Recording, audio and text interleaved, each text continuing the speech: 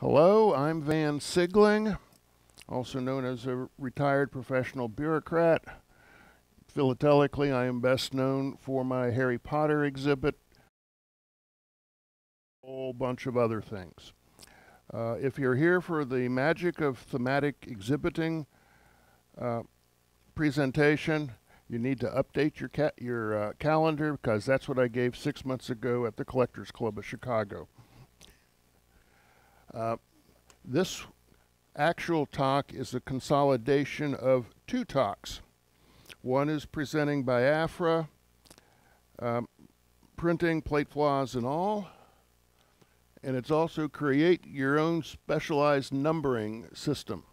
And this is really important for the difficult countries that regular catalogs don't cover. So, my background, I'm retired after 39.5 years with the U.S. Department of Defense, specifically the Defense Logistics Agency. Within DLA, for many, many years, I was an equipment specialist. I wrote the items descriptions used in contracting so that someone who was looking at this purchase request would know which of their 1,000 items we wanted. But remember, they're offering hundreds of thousands in reality. So I became very good at writing, but I also had to learn their different cataloging systems. So I have worked with probably 200 to 300 different catalog numbering systems by manufacturers with it. Then after a while, I moved up to Battle Creek, Michigan, and I became an actual government cataloger. So I was one of the people that assigned national stock numbers. And those are used both by the U.S., by NATO countries, and by certain friendly other foreign powers with it. Now, Scott's policy is a listing policy is what it will and will not show, or in their catalogs. And specifically when we're talking Biafra, in the catalog they have 4 columns per page. Biafra takes up 3 columns. So that's how big it is in importance. In front of you, you have printed front and back 8 pages there. So this is what can be done. What Biafra's main problem is what is listed in red. Unissued items that were not officially distributed or released by the issuing postal authority. Biafra had a lot of items that were printed in Europe and just did not make it down to the country before the country fell. Now, specifically looking at the handout, this is my own evolved catalog numbering system. The VN, or I should say, at the very, very top is what's really important. The last date of change in the upper right. Then my contact information, Van Siegling, and my email address there. Then the next group on the left, these are my identifiers. And for Biafra, I happen to have I for imperforate, P for proof, S for specimen, V for variety. And we'll get into explaining that just a little bit later here. If you are developing your own system, you can use other letters, or you can even use these same letters, provided you put in that location what that letter means. So essentially, this is your table of contents for this system. Now, Rod Cantor, who is one of the judges here, the fellow from Australia, is also a specialist in Biafra and a couple other African countries. And he recommended that he loved this organization, but he wanted more information, such as the size, the sheet size, row, and stamp number of variety, and the number issued if known. And I am starting to add that to this spreadsheet, but haven't done all that much yet. So, but then take a look on the left side column. I have a VN number. I know Earl would think it's Van's numbering system, but no, it's actually variety number. And then I give a column for Gibbons, Scott, and Mickle numbers. The initial book that I used was simply called the Postage Stamps of Biafra. It's issued by, it was written by Dudley Prestage, who, it was put out by the West African Study Circle in England. So you can still get it. Now, Dudley naturally followed the Gibbons numbering system, but talking to other people, everyone's agreed it was a great first step, but he's missed a lot of varieties. And this checklist of mine essentially is to try to help people identify everything, both the ones he identified and the ones he missed. So, here's a case on page 1 of what we call the Calabar problem, or the Calabar Dot. Now, I am going to admit up front that, see, I use a digital microscope to produce these slides. And in most cases, that works very, very nicely. Until I worked with glossy ink. And this glossy ink is a royal pain when you have lights on it, because it just reflects back. So if anyone comes up with a way how I can get the gloss out without killing the total picture, let me know on this. But in this case, we have the Calabar Dot, and the Calabar Dot, ding, ding, ding, right there, compares to, you know, that's a blow-up of it, but it actually looks, it's at about the same position as the town of Calabar in Biafra. So that's how it got its name. But in this case, the Calabar Dot is, it's stamp number 1 and it's variety number 2. And it's in the order that they've been, these varieties have been identified. The idea is, if someone finds an additional variety, we just add a new number. We don't change all the numbers all the times with each new finding. You know, that's one of the problems I personally have with Scott. You know, what are they going to call it this year? So anyway, to give you some more ideas as to how we're using this,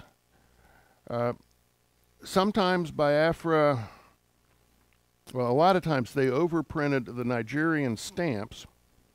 It's pretty common practice in Africa when you're revolting. But that doesn't mean that the printer gets everything identical. And in this case, we have the regular issue, which has 2 bars, and this one actually has 3 in it. There's a bar right there where the perfs are, one right underneath, and another one through Nigeria. Now, what I have done with the presentation, here is my number. That's the bold number. We have the Stanley Gibbons, we have the Scott, and we have the Mickle.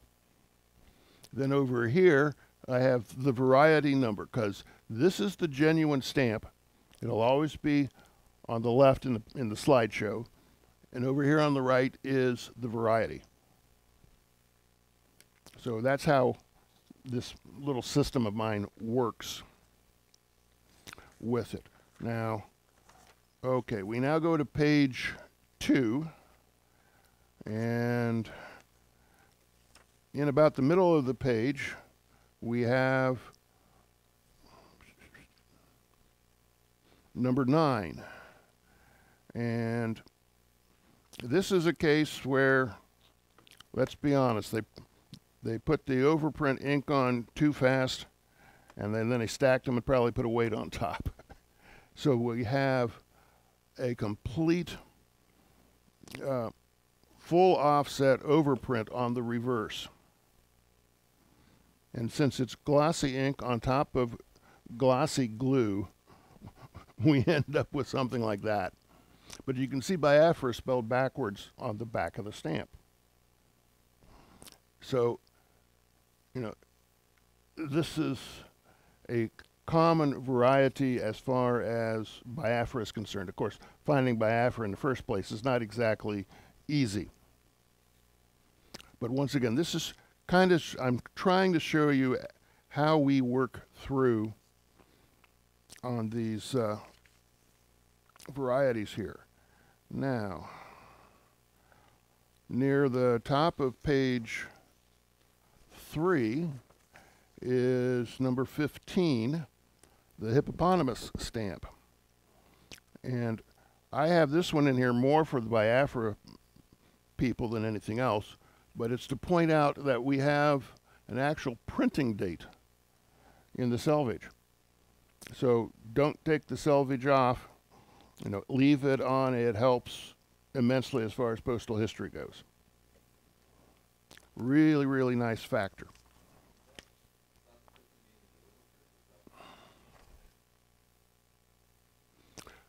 The printing date of the stamp,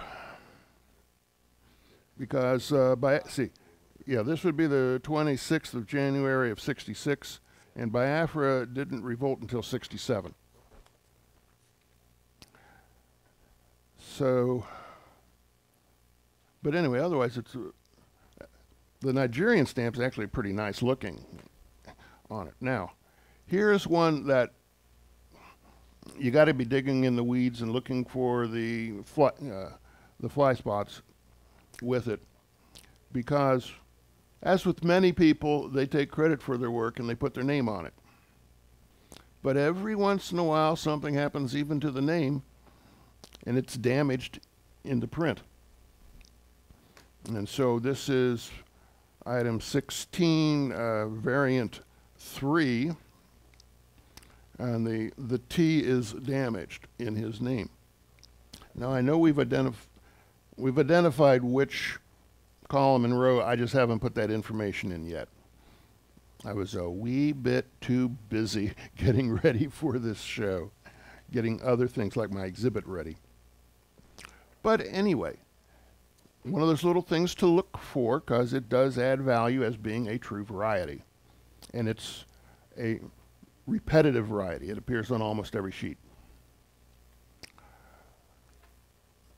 Okay, now in the first anniversary of independence issue, this shows better that I have the light blue for the background here for the genuine, and I have this other color for the variety. This is called the fractured Biafra stamp, and something happened, and if you notice Biafra, the wording of Biafra, probably caused by the green ink not being quite aligned properly. It looks as if the country name is fractured. So this is an easy one to spot. It usually, I have like a half a sheet all of the fractured Biafra. So when they goofed up by about a millimeter, or less than a millimeter, it impacted the entire page. But once again, this was one of the first variants ever identified for Biafra.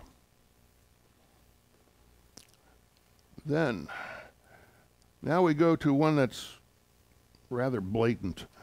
Number 20, so we're still on page 3. And when the printer got done, he forgot to run it through for the gray Indigo color, so that the banknote looks quite different and very wrong with it. So, yeah. Okay, on the top of page 4. Okay, once again, we have a case where they didn't run it through all the printing processes. So we have,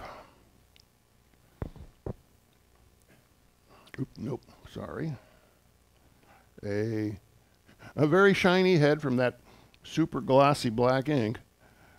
And this is number 25. And we have, because of the different catalogs identifying differently when things were issued, Gibbons and Mickles calls this 38, but Scott and Dudley call this number 25. And they completely missed the green and the little orange sun at the top. Van, yep. Where did those missing numbers between 25 and 38 go to, come from, fall out? I mean, I could see somebody being off 1 or 2 positions like that, but, you know, that's what, 8? Yeah. That's 13 stats, right? Yeah. It's a case, first off, it's a case of each catalog company has their own list of reasons why and why not to list a stamp. Scott tends to be a little on the tight side. They are starting to loosen up because there are enough collectors here in the U.S. who are beating up on them, you know, for stupidity in the face of expert opinion, shall I say. The other thing is different companies have identified or used different dates as far as when was the actual first day of issue. And that impacts when they're put out. And most of the catalog companies try to put it in order by date. So, you know. If you look on the listing, some like 31 and 32, which are some of the missing ones, are year 44. Mm-hmm. Correct. Right. So as I said, I was following press date, Dudley's list predominantly, because it's the only book out there right now that actually goes into some identification of these varieties. None of the big catalogs do so. They might say, oh, varieties exist, but and sometimes they even give you a little description in the bottom statement of what to look for your varieties, but they never give them numbers. So that's the problem there. Now, something I picked up just recently was this next one. Once again, this one was really for the Biafra collectors because it's a really wide gutter between, between a 4D and a 2.6 penny issue. They put them in the same sheet when printing. And this is proof positive of that. So there's a little article written in, I think, the West Africa Study Circle journal by a fellow out of Italy. He's a dealer there. He's starting to sell off some of his personal collection, and I've picked up some of it. So I think that's where this came from. But if you don't have access to these very specialized journals, you would never know that anything like this exists. Now, I know for certain Earl, you too, both exhibit. I don't know about you, but okay. Something like that, I think, kind of impresses a judge. So that's why it's here. Okay. Something that it's very difficult to pick up in a picture, like if you're using Delcomp or especially eBay. Well, I don't touch eBay. There's too much junk on there.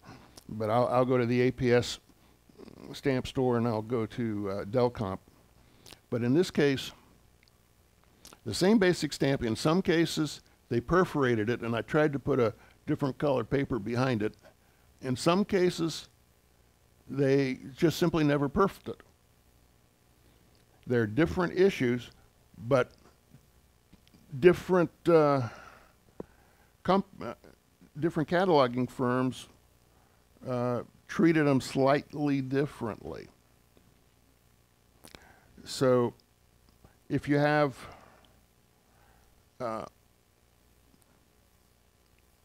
these stamps, I should say the sheets somewhere, must be on the reverse, have numbers for the genuine issues. The color proofs do not. So you can tell the difference then and there. So, okay. Now we get to the Pope's visit to Africa.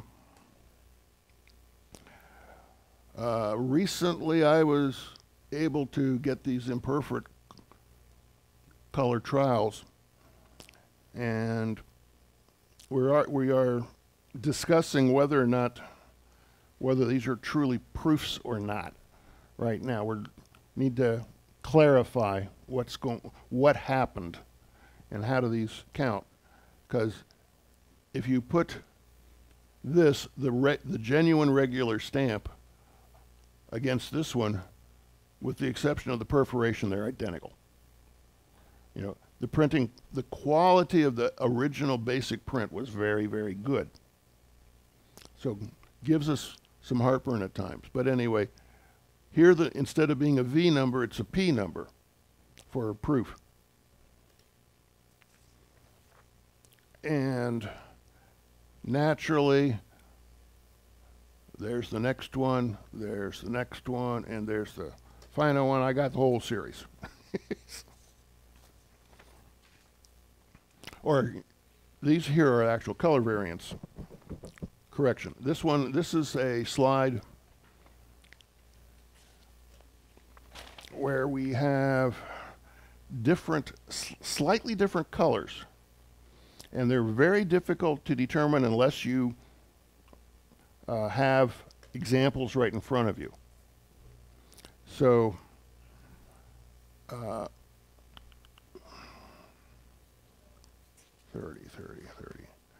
Okay, so we have a red background, we have a a brown background, and we have a brown-red background. And if you notice, this one's actually listed by Scott and Mickle.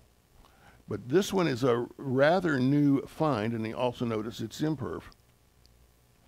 So a couple of us that try to study Biafra are once again trying to figure out what's going on here.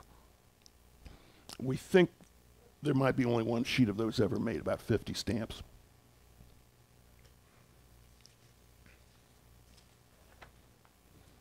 Now, as I mentioned earlier, talking about what Scott lists and does not list, we get to some items where the stamps, I believe, were shipped out of the country to be overprinted, but they did not make it back into Biafra until after the country had fallen.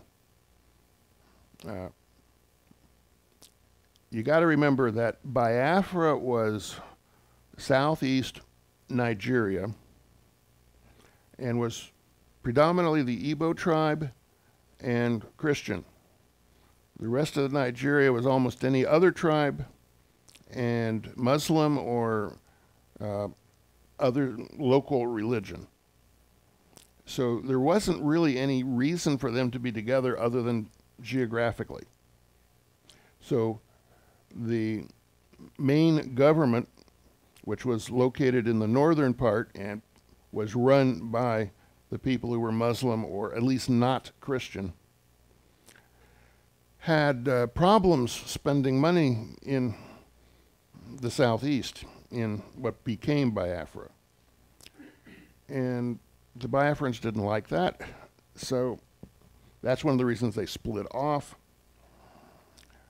But when it comes to all this overprinting work, you know, we have one here that's a double overprint.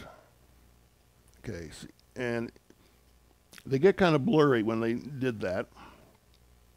But here's one where you got it two different ways. You know, one's inverted. So it's one of these things, if you look at one of these stamps and it looks really messy, it's probably because the overprint was messed up. So just take a closer look. You might have something very special.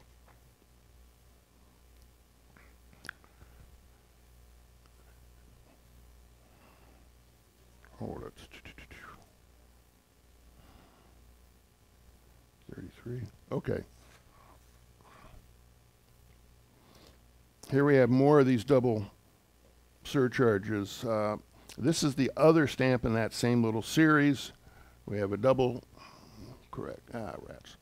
We have a double surcharge. We have a double that where one's inverted. This is a case where something happened and the 1 pound sign is missing.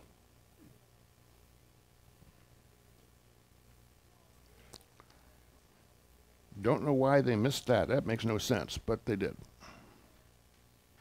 be the printers specifically making errors to create.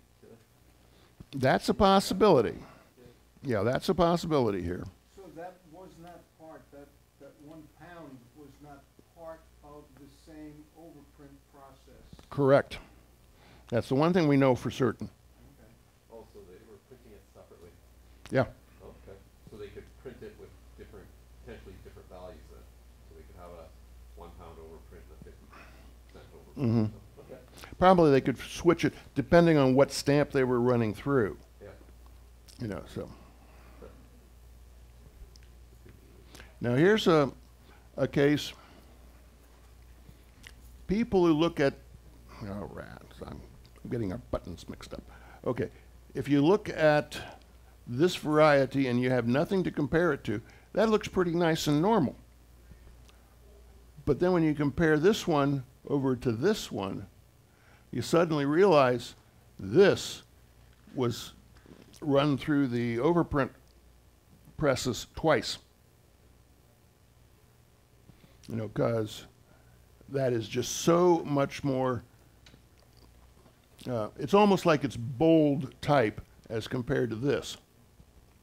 Now, were these flat plate printed overprints? I honestly don't know for certain, but I think so. I'm just wondering if it might have been what's called a skip print, where when it comes down and makes contact, it skips a little bit, and it would have been a single impression that skipped. Is it offset in any way, left or right, or is it just an up and down offset? It's simply a more, just simply a more thorough printing. Now, Okay. so you see what I mean? I think they ran it through the press twice. And but it was lined up pretty close. Yeah. So that's why, you know, when you blow it up this big and compare it, you can see how different the thickness of the letters are. So is a skip print where the press comes down and kind of just bounces a Yeah. little bit? Yeah. And so the paper could have just shifted a tiny little bit. Yeah. Mhm. Double inking it in a sense. Yeah. Yeah. See, what I would have expected there is that at one tail end or another, Mm-hmm. you would have seen only a single, it wouldn't have been quite as, like on the eye, for example, Mhm. for children. You'd see like a lighter at either tail, Mm-hmm. because at that point, there was not a complete overlap. That's very interesting. Yeah. It's one of these things, you know, I can look at a Biafra collection, you know, but because I've done this type of study, I can pick out the double overprints real fast. Sure. But for the average person, the average dealer, Yeah. you know, they look at what I call variant 2, and they think that's just an extra nice print copy. Yeah. Be interesting to overlay like stands and stuff too, check the shapes of the letters. Mm-hmm. Yeah, it looks like it's the same. It does. Yeah, I don't see anything that tells me it was a different type or font. You know, it looks like they ran the sheet through twice, and the number of what I see available commercially backs up the idea. It was a couple of sheets that went through an extra time. You know, it wasn't that they did everything this way. So, okay, here's another one of the inverted overprints. We're now up to my number 38, but Gibbons and Mickle, because of the what they changed or thought was different, they call it 25. Now, Stanley Gibbons does recognize this one, so they have a 25A on it. But, you know, help Biafran children, children Biafra help, in its own wacky way. So, once again, a sheet or two went through the wrong way. And so these were surcharges? So was the stamp, or they were charging £2.06 for this overprinted stamp, and the £2.06 is a surcharge? Because it's on the Yeah. Biafra children, it's on the overprint. Okay, hold it. That's 38.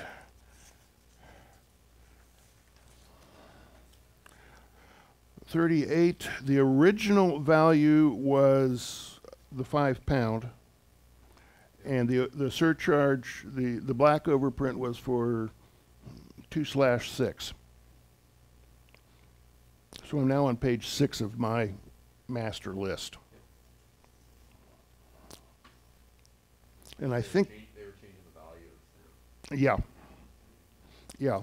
Because you see somewhere they put an extra charge on, so it's like £5, and then when they're selling it, they sell it for £7.06. Mm-hmm. And they're taking the £2.06 to apply to some kind of other fund or something, but here they're just revaluing. Okay. Yep. Yeah. Biafra was pretty good at trying to call in the help based on social problems. So, like, one of their stamps actually is of a headless Biafran who had been massacred. You know, another one of the variants shows a Biafran with actually a pool of blood as his feet. You know, now that was a printing mistake. The ink ran, but I just remember getting told to eat my peas as a kid because they were starving children. in Africa, and my wife told the nun, "Send it to him." I think I used that word too. Yeah, she got yard duty that day. My grandmother's house, I got sent there. Yep.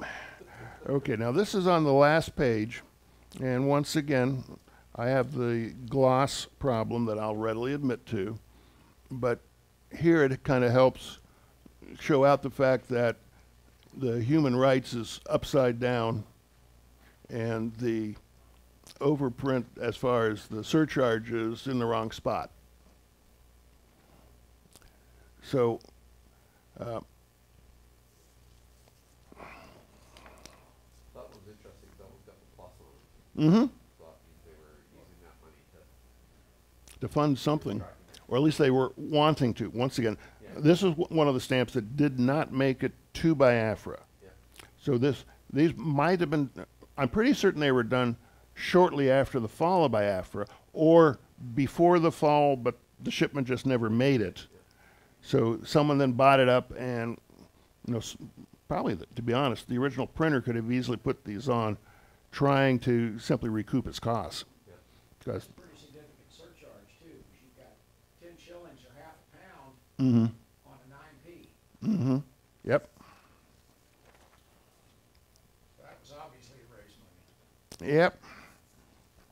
And so now that you've seen what I had time to put together, gives you an idea of not only what I'm doing for Biafra, but also what I'm doing as far as this advanced numbering system goes.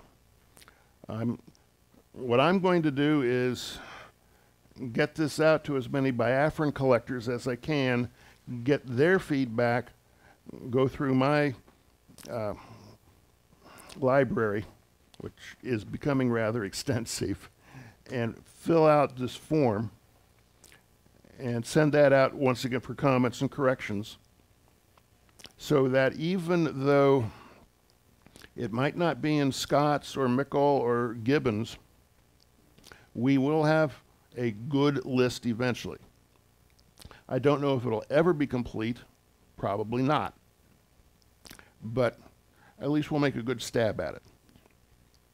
The other thing is, if you're working some other esoteric country, like, yeah, you know, this is, you know, if the country you are working on happens to have a lot of varieties due to printing flaws or errors or mistakes, this system can easily be applied to virtually any country. You know, it's especially good for the small countries that are just not the center of a collecting interest. Like we have for the United States, we have Scots. For Germany, you got Mickle. You know, for France, you got Iver and Tillier. You know, but I don't know of a publisher in Nigeria right this minute turning out things like this. You know, I have seen an actual pretty good catalog on North Korean stamps put out by the North Korean publishers, but anyway, be that as it may, you can, as I show on that first page, you're not limited to those 4 subscript letters. You know, you can come up with your own, you know, so long as it's on your list, you know, and you stick with it, this will work.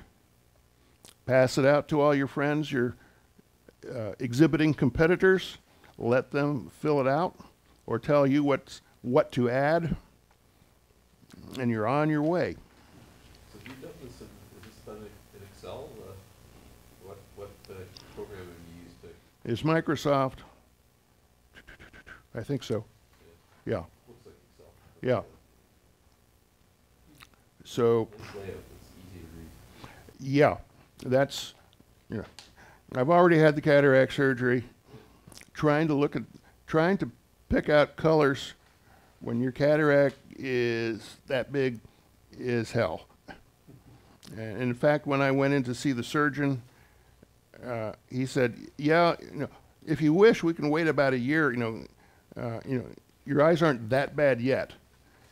And I said, "I'm a philatelist." And he said, "Oh, we will put you to the top of the list."